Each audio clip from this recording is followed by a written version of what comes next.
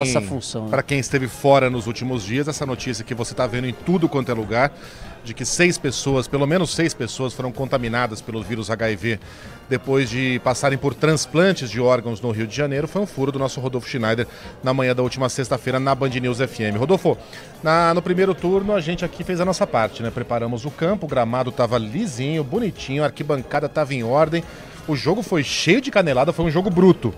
E hoje, o que você está esperando?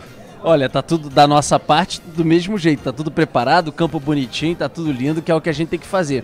Agora eu acho, Megali, Carla, ouvintes, que eu conversei com algumas pessoas aqui do lado de fora das duas campanhas.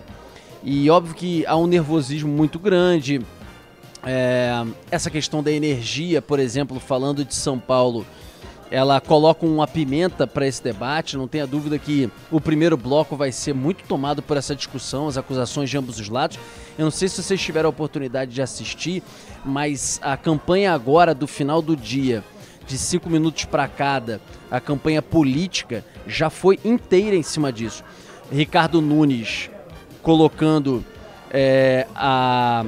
o bonde na rua, dizendo que foi pra rua, que foi trabalhar e acusando a ANE e o governo federal, e o Boulos indo pra rua para mostrar o caos e dizer que não tem prefeito e que ele precisa ser prefeito para melhorar a estrutura da cidade nessas reações. Então, a gente tem uma pimenta, vamos dizer assim, de assunto, mas uma coisa que eu queria ponderar e eu não sei se vocês concordam. Acho que a gente volta para um debate no segundo turno que ele tem um nível de previsibilidade que a gente não vinha tendo no primeiro turno, e independente se você gosta ou não, por causa do Marçal. O Marçal, ele trazia elementos, algumas pessoas me disseram em campanhas que os candidatos passaram, às vezes, a ficar 70% meio que do seu treinamento para os debates, voltados para pensar em o que o Marçal traria, às vezes até de acusações sem comprovação, mas o que ele poderia trazer para desmantelar, para tirar do prumo determinados candidatos.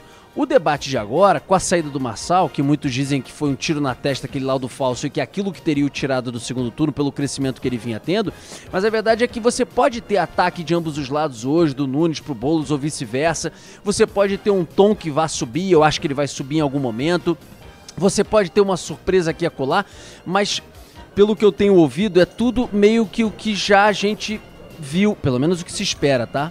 Se não tiver um ponto fora da curva, tudo que meio que os debates de primeiro, segundo turno já de alguma forma trouxeram na história do país, né?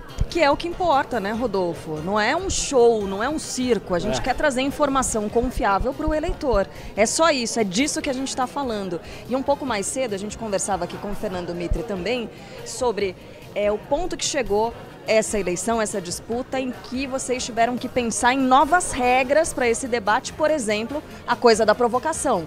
O candidato não pode ficar fazendo gestos para desconcentrar o oponente, porque você estava dizendo, né, que eram e tal, provocações, mas provocações mesmo, né, para os outros candidatos feitas por Pablo Marçal. Não era uma tentativa intelectual, né? Não, uma tentativa não é uma provocação de uma reflexão, é uma provocação ponto, né, um baixíssimo nível muitas vezes. E que tinha ali o intuito, né, o que pegou muita gente de surpresa e fez com que ele chegasse onde ele chegou.